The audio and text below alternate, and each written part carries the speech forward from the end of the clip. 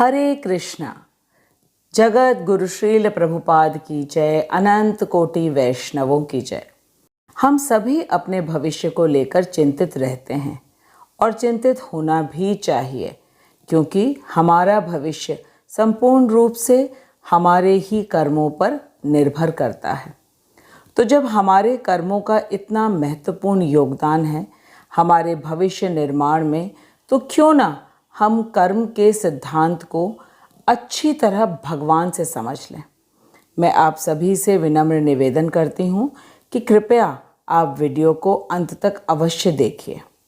भगवद गीता का प्रत्येक श्लोक अत्यंत महत्वपूर्ण है हमारे जीवन के लिए, और हम अपने मनुष्य जीवन में ही भगवद गीता को सुन सकते हैं और समझकर भगवान के आदेश अनुसार कर्म करके अपने भविष्य को उज्जवल बना सकते हैं। तो आइए हम आज के श्लोक को आरंभ करते हैं। हम भगवद गीता यथारूप के चौथे अध्याय में हैं और आज का विषय है श्लोक संख्या 17। कर्मणो हि अपि बोद्धव्यम बोद्धव्यम च विकर्मणः अकर्मणः च बोद्धव्यम गहना कर्मणो गतिः। कर्मणो हि अपि बोद्धव्यम बोद्धव्यम च विकर्मणः अकर्मणः च बोद्धव्यम गहना कर्मणो गतिः। कर्मणः कर्म का, ही निश्चय ही, अपि भी, बोद्धव्यम समझना चाहिए, बोद्धव्यम समझना चाहिए, च भी, विकर्मणः वर्जित कर्म को, अकर्मणः अकर्म का, च भी बोद्धव्यम समझना चाहिए। गहना अत्यंत कठिन या दुर्गम, कर्मणः कर्म की, गति गति। भगवान अर्जुन से कह रहे हैं कि कर्म की बारीकियों को समझना अत्यंत कठिन है। गहना कर्मणो गति। अतः मनुष्य को चाहिए कि वह यह ठीक से जाने कि कर्म क्या है, विकर्म क्या है और अकर्म क्या है। कर्मणो ही अपि बोद्धव्यम बोद्धव्यम च विकर्मणः अकर्मणः च बोद्धव्यम गहना कर्मणो गति। आज के श्लोक में भगवान ने 3 बार बोद्धव्यम शब्द का प्रयोग किया है। भगवान ने सबसे पहले कहा कर्मणो ही अपि बोद्धव्यम, अर्थात कर्म क्या है उसे समझना चाहिए। फिर भगवान ने कहा बोद्धव्यम च विकर्मणः, अर्थात कि विकर्म क्या है इसे भी समझना चाहिए। फिर भगवान ने कहा अकर्मणः च बोद्धव्यम, और अकर्म क्या है इसे भी समझना चाहिए।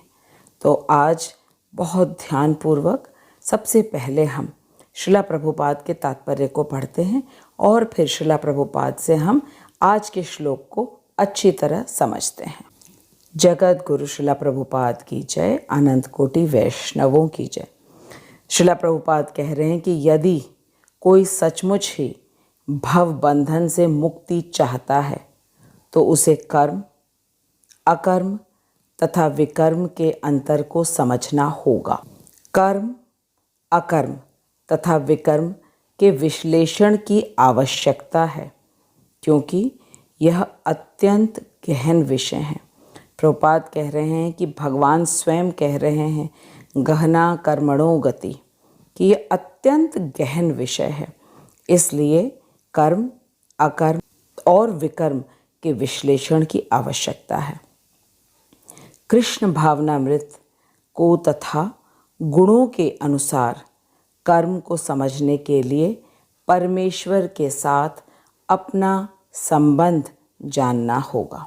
प्रभुपाद कह रहे हैं कि इस गहन विषय को जानने के लिए हमें परमेश्वर के साथ, कृष्ण के साथ हमारा क्या संबंध है इसको पहले जानना होगा। फिर प्रभुपाद कह रहे हैं कि जिसने ये भली भांति समझ लिया और उसने ये जान लिया कि प्रत्येक जीवात्मा भगवान का नित्य दास है और इसके फलस्वरूप उसे कृष्ण भावनामृत में कार्य करना है, तो यही है संपूर्ण भगवत गीता का लक्ष्य। प्रभुपाद कह रहे हैं कि इस भावनामृत के विरुद्ध सारे निष्कर्ष एवं परिणाम विकर्म या निषिद्ध कर्म है। प्रभुपाद कह रहे हैं कि सबसे पहले तो हमें कृष्ण के साथ अपना संबंध जानना है और फिर ये जानना है कि हम कृष्ण के नित्य दास हैं। जब हम ये जान लेते हैं तो इसका अर्थ है कि हमें भगवत गीता का जो लक्ष्य है उसकी प्राप्ति हो गई। और इसके अन्यथा यदि हमने कुछ और ही भगवत गीता से जानने का प्रयास किया तो वह विकर्म या निषिद्ध कर्म कहलाएगा, क्योंकि भगवत गीता का मुख्य लक्ष्य है कि वह हमें भगवान की बनाई प्रकृति, जीव, काल तथा कर्म के विषय में बताए। और यह हम तभी समझ सकेंगे जब हमें अपना संबंध ज्ञान होगा भगवान के साथ।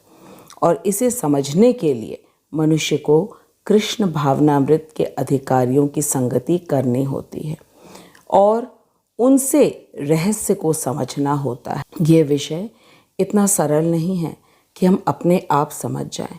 इसलिए श्री प्रभुपाद कह रहे हैं कि इस विषय को समझने के लिए कि भगवान कौन है, जीव कौन है, प्रकृति क्या है, क्या संबंध है, हमें कृष्ण भावनामृत में जो हमारे आचार्य हैं उनकी संगति में रहना होगा, तभी जाकर के हम समझ पाएंगे।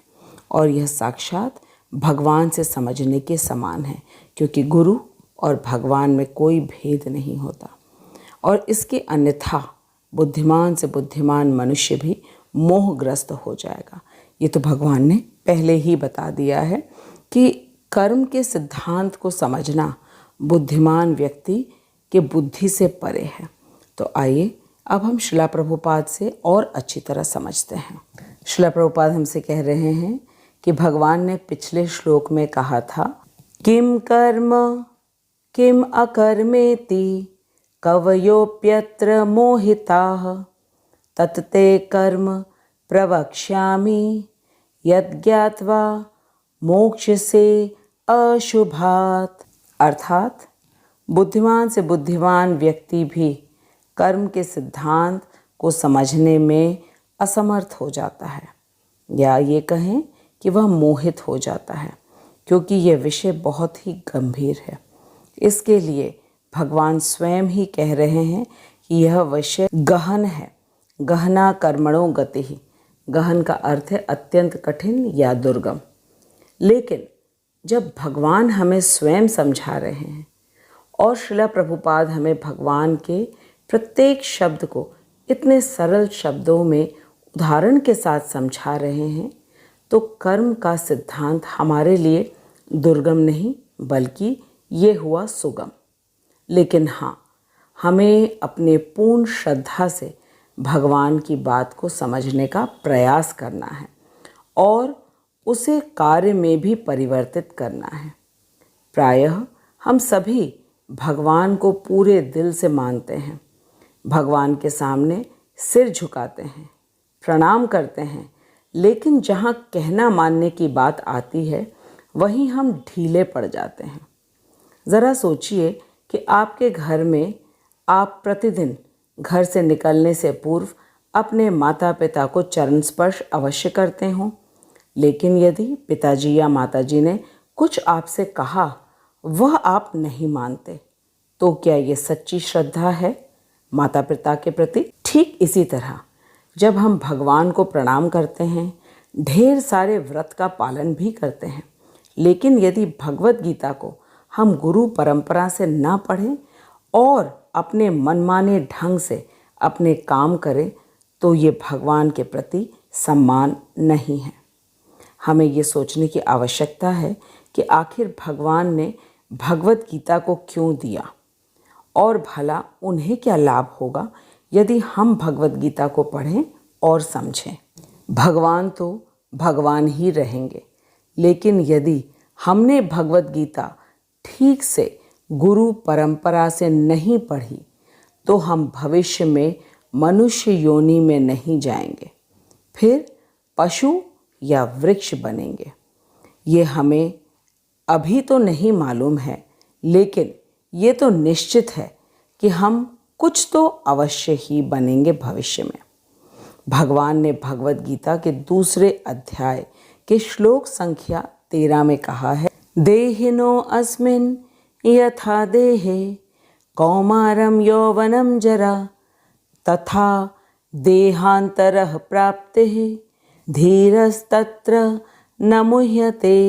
अर्थात देहांतरण तो निश्चित है।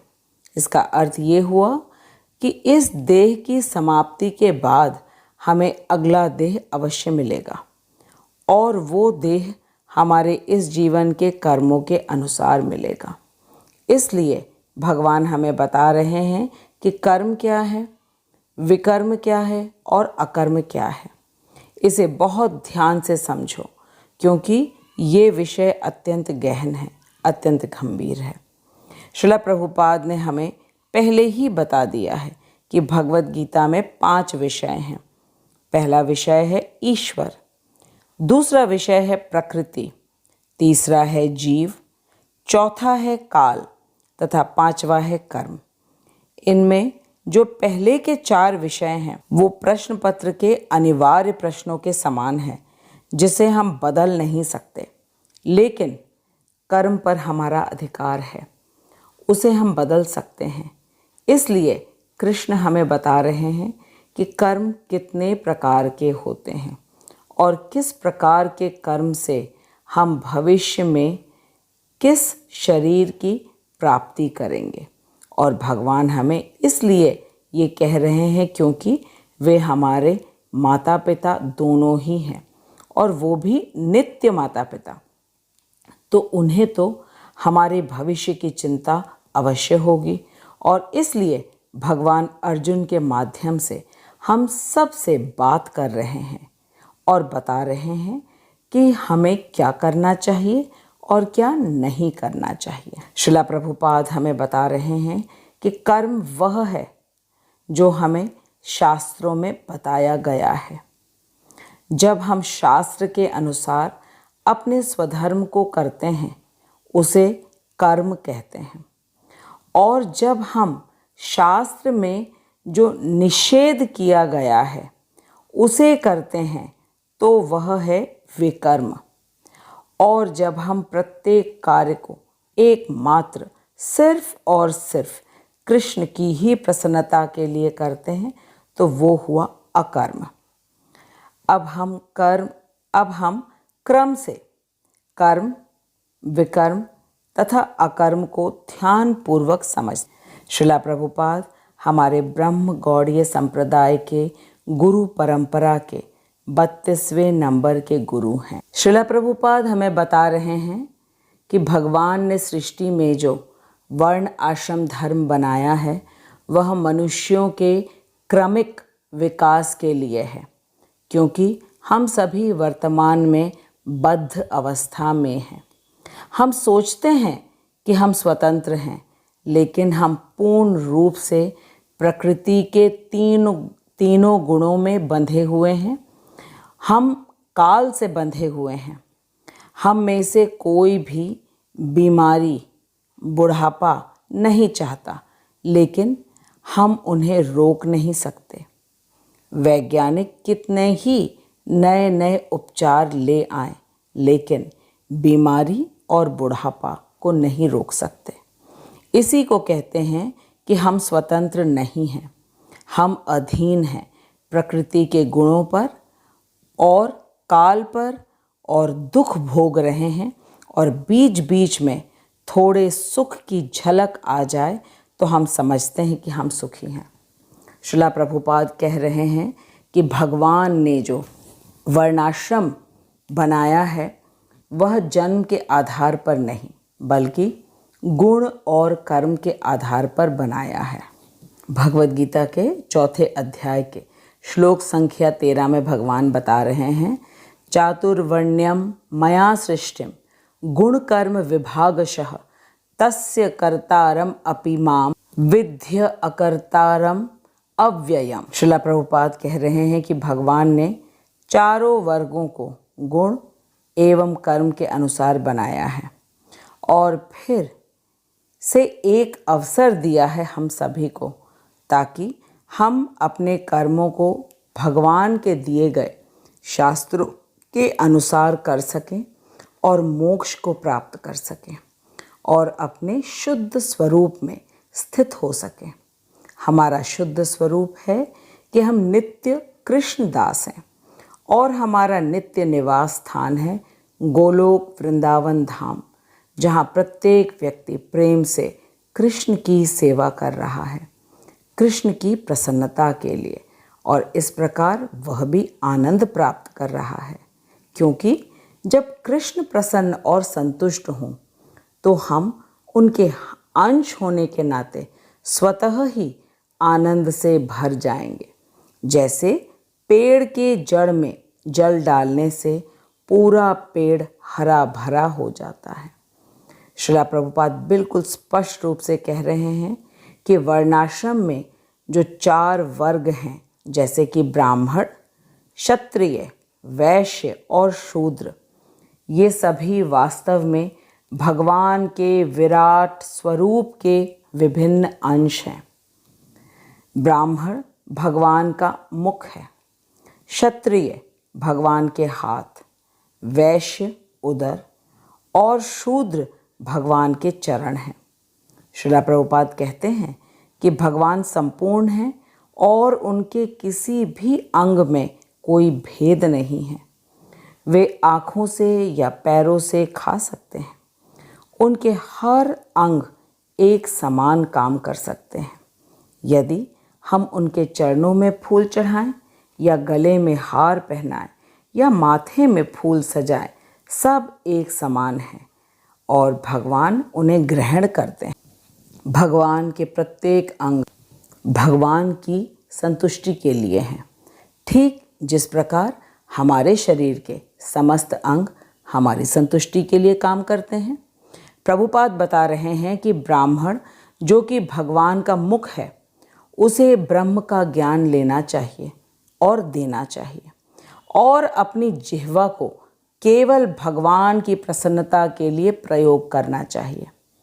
ब्राह्मण को भगवान को भोग अर्पित करके प्रसाद ही ग्रहण करना चाहिए और प्रसाद के अलावा कुछ भी ग्रहण नहीं करना चाहिए। ब्राह्मण को हमेशा स्वच्छ रहना चाहिए और भिक्षा पर निर्भर रहना चाहिए। ऐसा ब्राह्मण भगवान का मुख होता है और इसीलिए जब किसी के घर में ब्राह्मण भोजन कराया जाता है तो यही माना जाता है कि ब्राह्मण के मुख से भगवान भोजन ग्रहण कर रहे हैं। लेकिन यदि ब्राह्मण में ये गुण नहीं है, वह तमोगुणी भोजन करता हो तथा भगवान के दिए शास्त्र का अध्ययन न करता हो, तो वह ब्राह्मण नहीं है। क्योंकि भगवान ने स्पष्ट रूप से बताया, चातुर्वर्ण्यम मया सृष्टिम गुण कर्म विभागशः, अर्थात भगवान कह रहे हैं कि 4 वर्णाश्रम वाली सृष्टि मैंने ही बनाई और गुण और कर्म के आधार पर है, न कि जन्म के आधार पर। तो अब हमें स्पष्ट हो गया कि गुण और कर्म के आधार पर व्यक्ति ब्राह्मण, क्षत्रिय, वैश्य या शूद्र होता है, न कि केवल ब्राह्मण परिवार में मात्र जन्म से व्यक्ति ब्राह्मण बन जाता है। श्रील प्रभुपाद तो यहाँ तक बताते हैं कि यदि कोई व्यक्ति अपने आप को ब्राह्मण कहता है तो उसका तुरंत ही पतन हो जाता है। कहने का तात्पर्य ये है कि भगवान ने वर्णाश्रम इसलिए बनाया ताकि प्रत्येक व्यक्ति को क्रमिक विकास का अवसर मिले, और इसलिए नहीं बनाया कि ब्राह्मण अपने आप को क्षत्रिय से श्रेष्ठ माने या वैश्य से श्रेष्ठ माने। जिस प्रकार ब्राह्मण भगवान का मुख है तो क्षत्रिय भगवान के हाथ हैं, और क्षत्रिय का कर्तव्य है कि वह अपने स्वधर्म करे, सबकी रक्षा करे भगवान की प्रसन्नता के लिए, न कि अपने बाहुबल को दिखाने के लिए। इसी तरह वैश्य का स्वधर्म है अन्न उत्पादन करना, गौ पालन करना और गौ रक्षा करना, और शूद्र भगवान की सृष्टि को स्वच्छ रखता है भगवान की प्रसन्नता के लिए। इस प्रकार से सभी अपनी अपनी योग्यता के अनुसार भगवान की सेवा करते हैं। इसी को स्वधर्म या कर्म कहते हैं, जिसके विषय में हमारे शास्त्रों में बताया गया है। श्रील प्रभुपाद बताते हैं कि जो व्यक्ति अपने स्वधर्म को शास्त्रों के अनुसार नहीं करता है, वह व्यक्ति विकर्म करता है।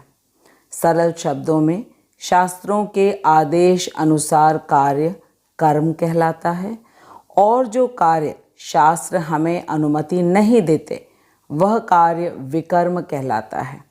श्रील प्रभुपाद ने अपने सभी शिष्यों को विकर्म करने से बचा लिया है।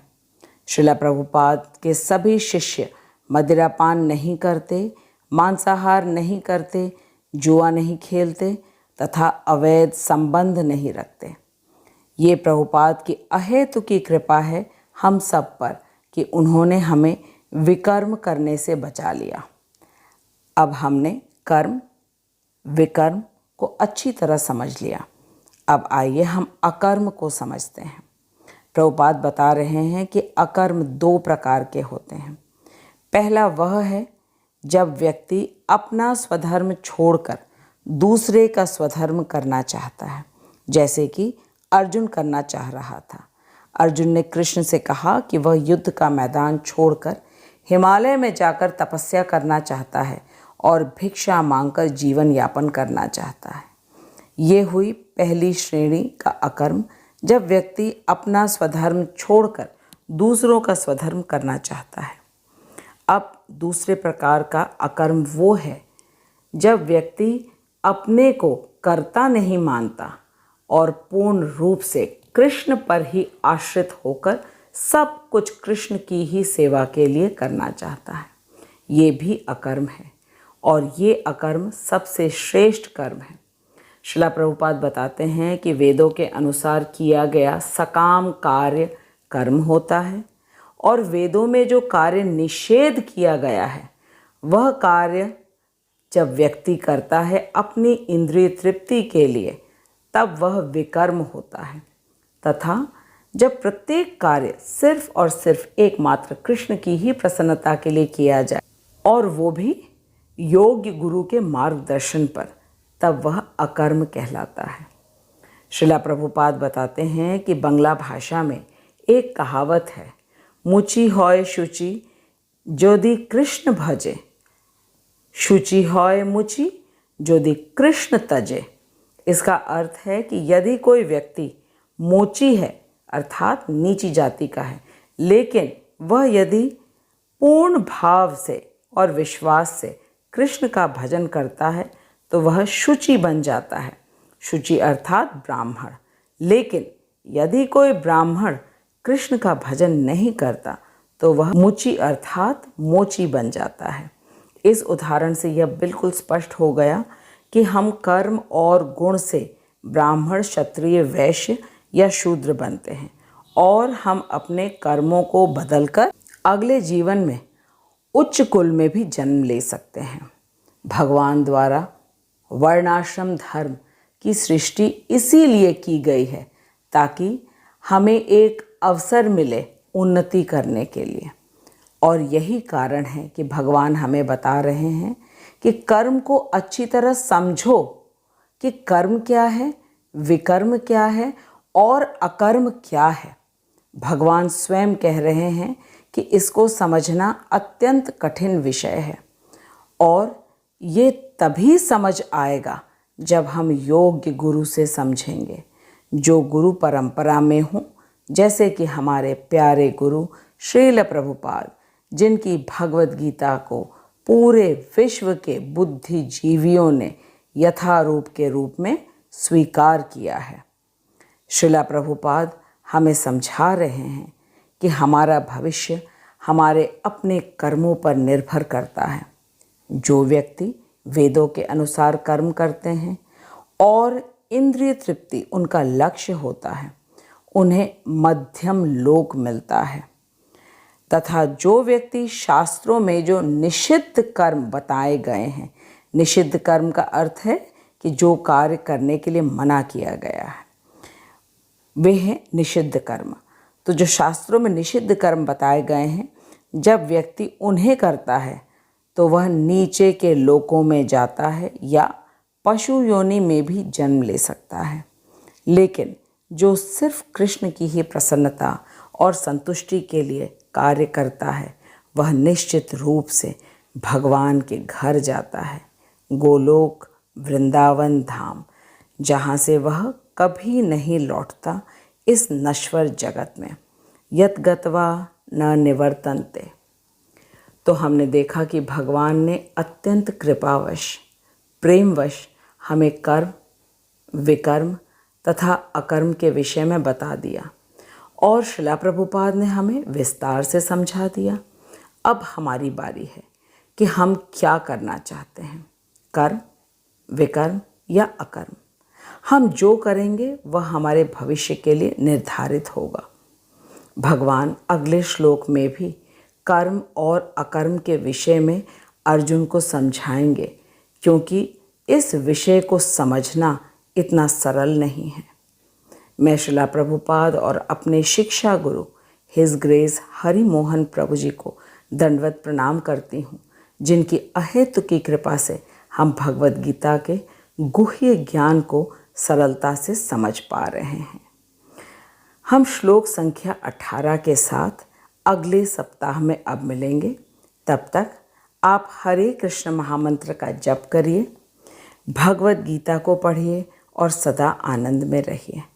मैं आप सभी को हृदय से धन्यवाद देती हूँ भगवद गीता के श्लोक को ध्यान और एकाग्रता से सुनने के लिए। हरे कृष्णा। जगत गुरु श्रील प्रभुपाद की जय। अनंत कोटि वैष्णवों की जय। हरे कृष्णा कृष्ण कृष्ण हरे हरे हरे